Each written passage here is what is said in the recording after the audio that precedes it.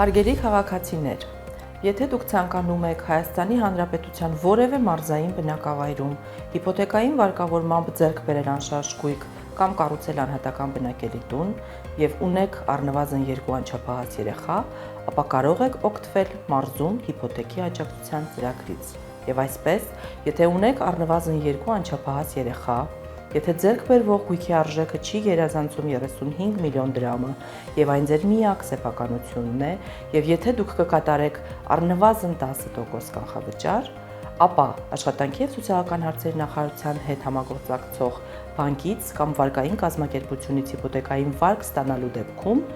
կստանաք ֆինանսական աջակցություն,